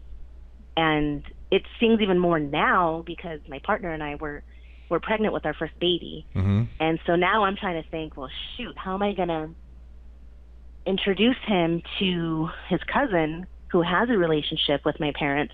And he's not going to, because I mean, we're a package deal. So if they don't talk to me, they're not talking to my son. And that's, I think, what's been probably hurting me the most lately is trying to figure it out. But it's a learning process, man. I think it's with healing, it's not ever linear. I'll have moments where I'm like, fuck him, and then I'll have moments where I'm more understanding. And then I have moments where I'm like, I haven't even met my son yet, and I would do anything for him. How can they like just turn their back on me? It's hard. It's very difficult. It's very difficult. Yeah. It's a mystery wrapped in an enigma. Ooh, yes. Because you just, some days you feel you have the answer, and some days you just don't fucking know. Dude, yes, that's exactly it. Yeah. So you just go with it. Go with it. And the fact that I have a partner that's just super supportive and like the most understanding and, lets me cry on his shoulder, and, friends that I've made that have become like my new, relatives, that's helped out quite a bit. Because I think I know one of the main struggles that XJWs have is making new friends because we kind of don't know how. So I got lucky that a lot of the friends I made kind of came along with my partner, and then I met people through them. So having a support group is probably the biggest like advice I can give, so that we don't fall into those pits of like, my life is fucking terrible. Like if you have friends that can support you through those moments, that helps. It really does. Right. Very good, XJW. Thank you so much. Great call. I'm so glad you called in. Oh, you're very welcome. I'm so glad I caught this. All right. I'll talk to you later. Okay. Bye-bye. Bye-bye. Good stuff, guys. Great call. Great call. Yes, last girl, that was a great one. Very good. Very good. She brought up some very interesting points. One, what she was saying about seeing her family and her family together and her not being included was the same thing that I dealt with when I would go to see my daughter, and I would see, my parents call my ex-wife but wouldn't speak to me. It's a very difficult thing to deal with, which is why I asked how she was dealing with that. It's not easy to see your family knowingly not deal with you, but deal with other people that they technically shouldn't be dealing with either. It's a weird thing because sometimes it's like they pick and choose who they deal with, and I don't necessarily understand the criteria upon which they choose who they shun and who they do not shun, because technically, even in that situation that XJW was talking about, if they aren't going to the meetings, if they aren't doing what they're supposed to be doing, there should be a bit of trepidation in dealing with them as well. But the fact that she just came out and said that, it was more concrete. It was like, okay, you've made your stand verbally, but the other people have made their stand through their actions. It's the same thing. It's a weird dynamic that asks the question, which speaks louder? Is it your language, your verbiage, or is it the way you behave? Personally, for me, me personally, as people say, I depend more upon what people do as opposed to what people say. I listen to people's actions and less to what they say, because people say a bunch of bullshit, but they do exactly what they want to do. All right? So if someone is not participating at the Kingdom Hall, not going to the Kingdom Hall, hasn't been in years, that is a declaration, as she just said, that they don't want anything to do with that. Just like in XJW Survivor's example, if her other family members or her brothers chose to just no longer speak to her parents anymore, they would be making a declaration that they don't want to mess with them right now. Even if they said, oh yeah, I want to mess with them right now, but then by their actions, they didn't mess with them anymore, you would get the impression you don't want to mess with them anymore. So for them to say, well, just because XJW Survivor said it, that somehow supersedes someone else just not doing it in their action, that's not fair. So why is it that they sometimes choose, even in my situation with my aunt, and I talked about it before, technically, he shouldn't have been speaking to my aunt, just as he didn't want to speak to me. But what was it that made it to where, okay, we're not going to talk to him, but we would talk to her? And similarly, I think it was because I said, that is not my faith. That is not my religion. I don't want to go to the Kingdom Hall. I wish you all the best. Right? It's very weird, the dynamic. Like she said, she already feels like she would do anything for her child. But they believe so blindly that they are doing the right thing that their indoctrination supersedes the human connection. And that is a wild thing. That is a wild thing, because even at 24 and married, if my daughter calls me right now and says, I just cut my husband's throat off, I need some help, And I'll probably be like, well, do you got some shovels or something? Because we're going to have to bury that summit somewhere and put some sod on top of it. And don't you tell nobody now. But it's crazy, man. My aunt said, yeah, because they need her from time to time. You know what's really messed up about the way my father, and I know seems like the call my father a pussy show, but he kind of is. 1111-007 says that's strange she was shunned and he's celebrating holidays. That's craziness, man. 1111, it would be nice since you were kind of the inspiration of this show that you could call in and say something, but you are probably keeping the lights on, right? So if you get a moment, maybe you can lend us your opinion since you were the inspiration behind this show. Thank you for that 007. This has been a really great show. Thank you for being the inspiration to this topic, Miss 1111.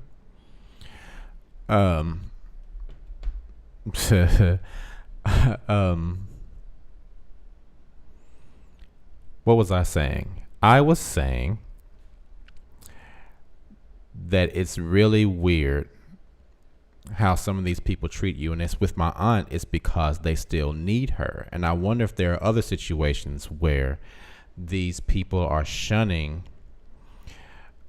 one group of people, or shunning someone but not shunning some of their other family members because they need them for something.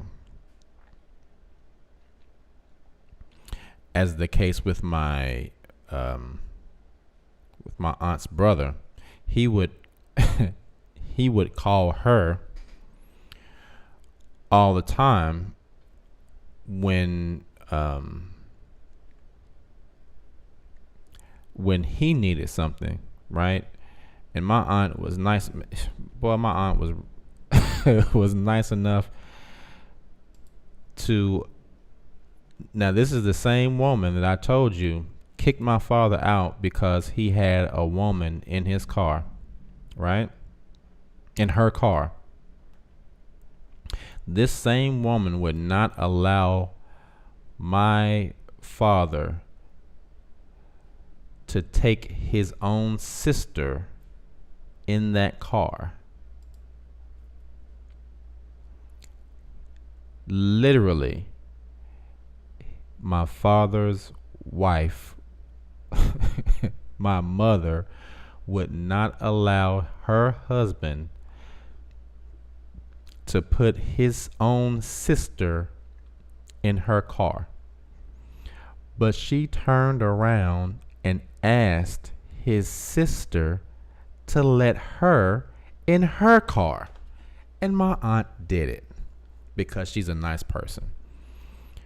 But can you believe the size of this woman's ovaries to even ask something like that? I'm like, this for real? For real? Your ovaries must be hanging out and dangling from your vagina walls. Can you believe that shit? Her ovaries must literally be hanging from her vagina, and they must be bigger than my dad's balls.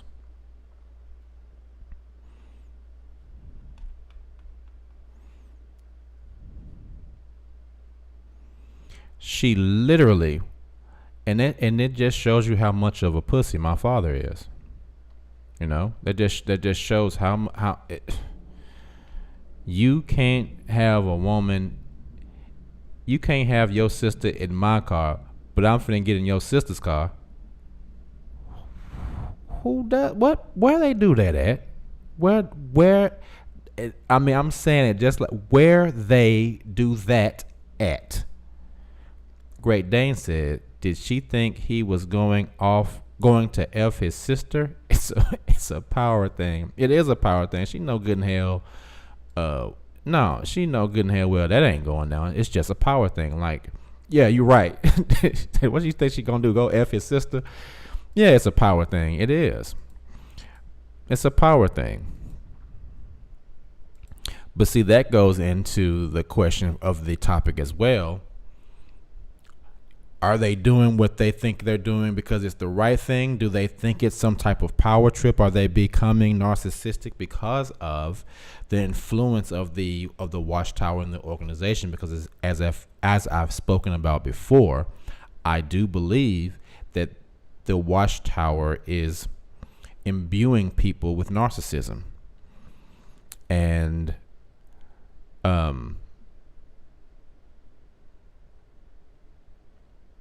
it's such a weird conversation, because in my heart, in one side of me wants to say, I realize that you believe you're doing the right thing. I realize that. I realize that in your heart, you think you are doing what you need to do in order to be a member of the great crowd and live forever in a paradise earth. I realize that. And then the other side of me wants to be like, man, fuck that shit. Y'all dumb motherfuckers know what the fuck y'all doing. Y'all know good from bad. You know you're not supposed to, goddamn it, shun your goddamn children. These are the same motherfuckers that told me to my face, we'll love you forever. You are our son. We love you forever. We'll always be here whenever you need something. We'll always be here for you. But now these motherfuckers that you ain't even talked to in goddamn Warwick tell you not to talk to your children, and y'all motherfuckers just stop talking to your goddamn kids. What the fuck? Where the fuck they do that bullshit at? It's your fucking fault. It's your fucking fault, and you should know better. And I'm holding you fucking accountable for it. That's the other side of me. And the hardest thing is figuring out which side to listen to most of the time.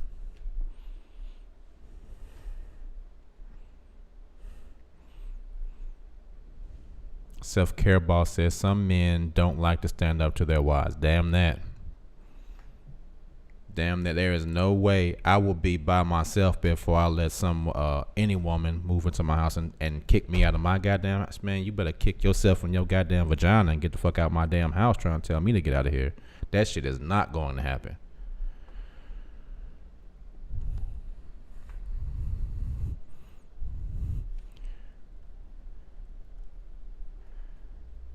Oh, I love a woman forever, but she not gonna treat me like some goddamn punk either. That's not gonna happen. You get one time to talk crazy. You get one time. And I only say it because I'm the same way. I'm gonna give my woman all the respect in the world, even when I'm upset. Even when I'm upset.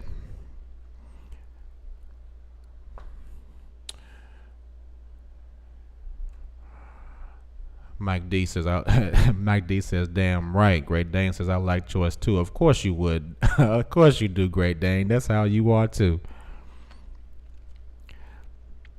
So I've thought about it a lot since 007 and I had that conversation. And quite honestly,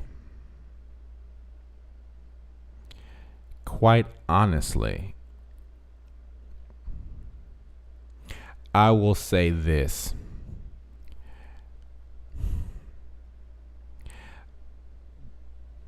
Choice number one sounds really good. It sounds like the honorable thing to do. It sounds like the thing that someone would say when they have experienced great growth on their journey. But option one makes you feel like shit. Option two sounds petty as fuck, but you feel gooder than hell. You feel gooder than hell when you start saying fuck people in the face. I'm not dealing with that bullshit.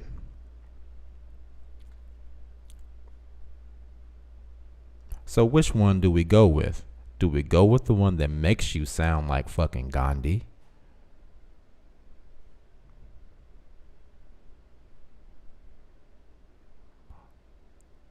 Or do we go with the one that makes you sound like, damn it, Lil Wayne?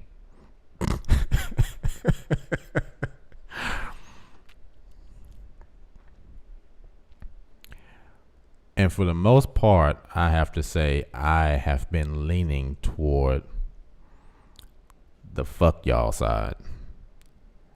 I can no longer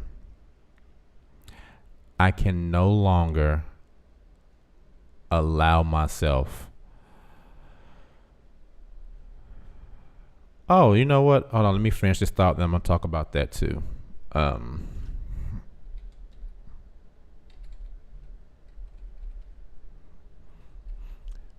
I can no longer allow myself to allow me to justify their behavior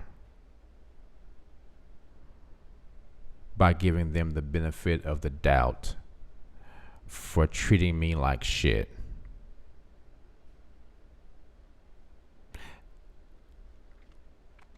And I think that happens a lot. I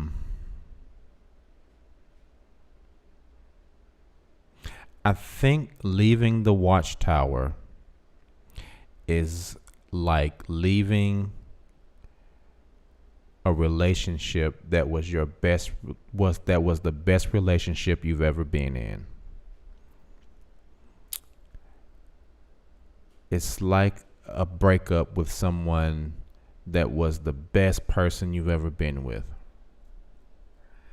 And I say that because when you're in a relationship that's really good, you feel like that person gives you everything you need.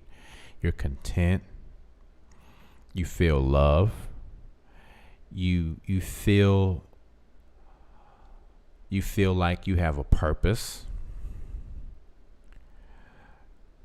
Being in a relationship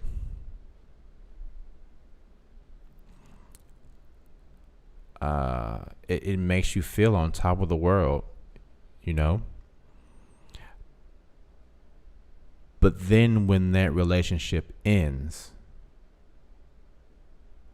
some of us will know the things that the other person was doing that were not good things, but we'll make excuses for it. We'll say, that's just how she was. She didn't mean it that way. She wasn't intentionally trying to make me feel that way.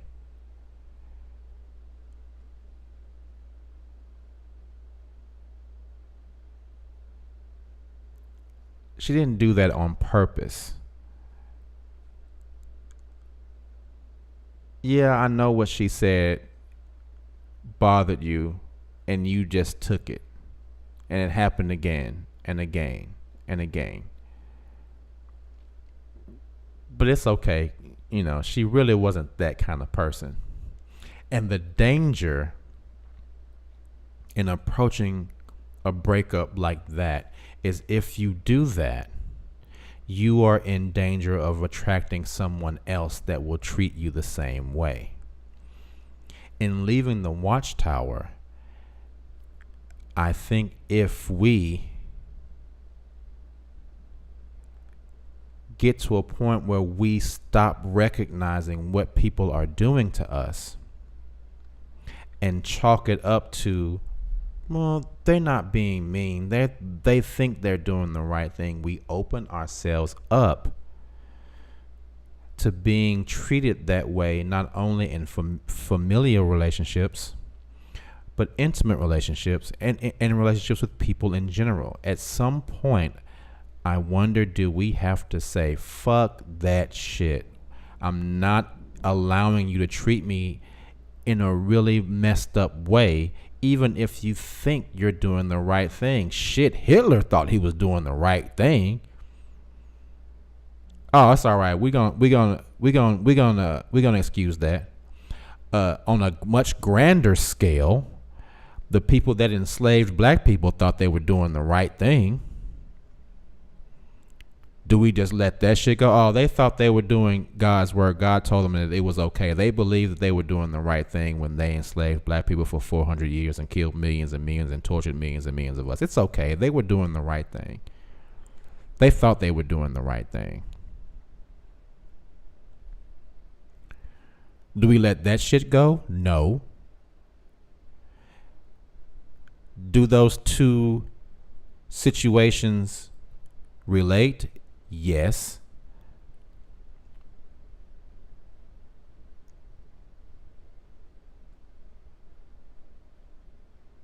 Yes, they do relate. Yeah, this slavery was huge, but you dying over someone mistreating you is the same as someone else dying from someone else victimizing them. And neither of them should be tolerated. So no, we shouldn't be allowing members of our family, friends, anyone to mistreat us under the assumption that they are doing something because they feel they're doing the right thing.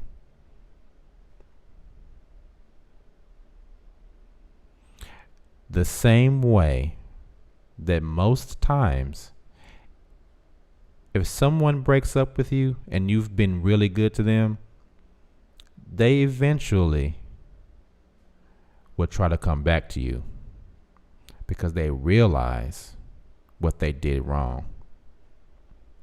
Now, we may not ever get that from our families that have shunned us. But you know what? I've been told that they, and by they I mean the Watchtower and the organization in general, are losing lots and lots of people. There are congregations and kingdom halls here in the Nashville area that are condensing 5 or 6 different congregations into one congregation because there are just not enough people coming to fill these buildings anymore.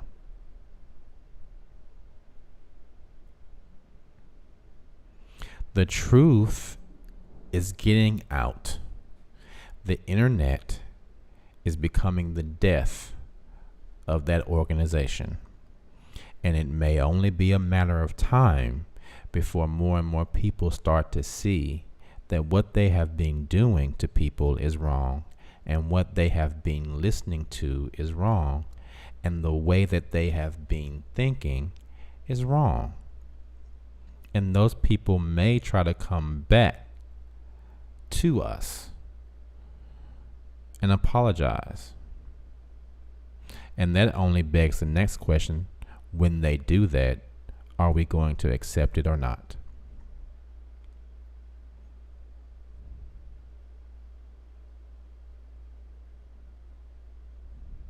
So, guys, I think that is that. It has been a fun-filled 2 hours. Excuse me.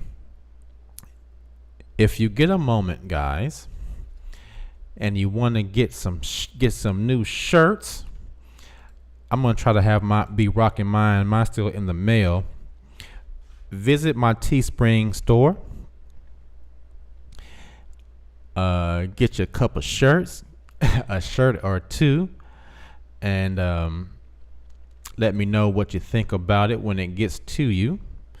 The website should be up again this week. Um, I would like for you guys, if you can, to read some of the articles that I'm posting. I'm posting some really interesting, or I'm writing some really interesting articles. Let me see here. I don't want to give away everything, but let me look at some of the titles of these articles that I'm writing. Um, oh man, I don't even say I have 1, 2, 3, 4, 5, 6, 7 articles that I'm writing. One of my articles is about a conversation I had with my neighbors. My neighbors are white, and I, of course, am black. And we had a really deep conversation about racism. Not just in America, but in this damn neighborhood that I live in. And it's very interesting to hear the difference in the way white people and black people see racism in America. It's really interesting. Again, I live in a neighborhood that is not predominantly. I think I'm probably the only black person in the area. I've literally only seen 2 other black people in this area, and I just happened to find a really cheap place in a really nice neighborhood. And I mean, I always knew Green Hills was predominantly white, but I just didn't want to spend a ton of money. I wanted to just get back on my feet and have a nice quiet place, and this is what I found. But we had a very interesting conversation about racism. So I'm writing an article about that. I'm also writing an article about the struggles that I've experienced living as an ex-Jehovah's Witness. It's sometimes easier to write things because I can really take my time and get all the thoughts about a specific topic out. I'm doing an article about being homeless and getting to this situation. I'm writing an article about a past relationship. I don't want to give specifics because I want it to be a bit of a surprise when people see it. I'm doing another article about the effects of certain women on certain types of men. I'm doing an article about the term homophobic and how how I think it's offensive to straight people, and I go into a very elaborate description of why I think that is. And I'm also doing an article called Ronald Reagan called Black People's Monkeys and Still Became President. So I'm doing a lot of work. I am very, very busy. Today is the first day. Exclusive Princess says she has both. Exclusive Princess, can you tell me what you think about the shirts? How do you feel about the shirts, Exclusive Princess? Tell me what you think. You know what? Can you send me a picture of you in the shirts? I'll post them on Instagram. Let me know what you think, how they look on you. But I'll post them on the My Life Instagram page. As long don't send nothing don't send nothing crazy. Don't send nothing crazy, Exclusive Princess. I mean, I don't want to post nothing crazy on Instagram. Anyway. But yeah, Exclusive Princess, let me know how the shirts look or how you feel about the shirts, and please send me like a picture of you in the shirt. I definitely want to post it on my Instagram. Let's see. Self-Care says, oh wow, there's a JW Hall down the street from me where I live in Nashville. I think every time you say that you live in Nashville, I think I didn't know you live in Nashville, but I've heard you say it before. Gypsy Lily says, I had a question about something, maybe for a future stream or just for your own research, but do you believe that we all have a twin flame? I saw that you asked me that, and I've been really thinking about that. I don't know. That's something that I need to really think about.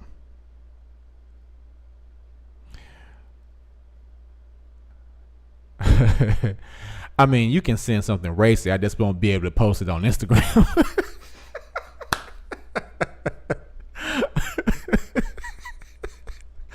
I mean, I'm not gonna turn down a racy picture. I mean, come on now. I just can't post it on Instagram. I'm just saying, if you're gonna send something, make sure it's something that I can post on Instagram. Self-care says, I want to read that. Okay, appreciate it. Exclusive Princess says, where are these articles posted? They are posted on my website, www.kfitsmylife.com. And right now it's pretty bare. I'm still getting to the point where I'm getting everything the way it needs to be. I'm still adding tickers, pictures. I'm doing the affiliate, have the affiliate marketing to add to it. I have a lot of different things to do to the website. It is not done at all. You can still see it. The merch page is up. I have I'm going to be adding a lot more of the books that I've read, along with the clothing that I am designing. But there are different, I'll just show it to you guys really quickly. There are different, let me make this smaller because I have it so big that you can't even really see what's going on. Hold on, let me make it the right size.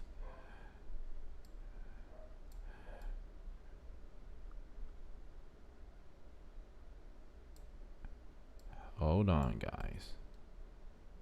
All right. So that's what it looks like. It's the home page. There are categories. And you guys can't see this. I'm just letting you see it from the admin screen, so I can see the articles that I have written, but that I'm writing, but you can't. But they are XJW, motivation, news, race relations, relationships, and then of course I have the donations, and then for the merchandise tab I have books. Of course, these are good books. I've read them all. So any book that I read, I will add to this.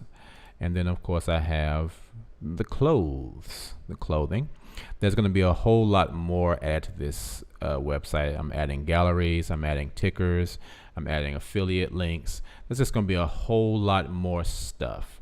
But right now, that's where we are, and all the links work. Twitter, Facebook, Pinterest, Instagram, YouTube, email, all of that stuff. So it's all there. So it's just going to take a little bit more time. I've been really busy, guys, doing so much stuff. So it's just going to take a little time for me to get everything the way I need it to be. But it's going to be there. It's going to be there. So, yeah, guys, I will definitely be back tomorrow. I've enjoyed the show tonight, guys. Thanks so much for coming in and watching and calling. All the callers, thank you so much. It's been a great show.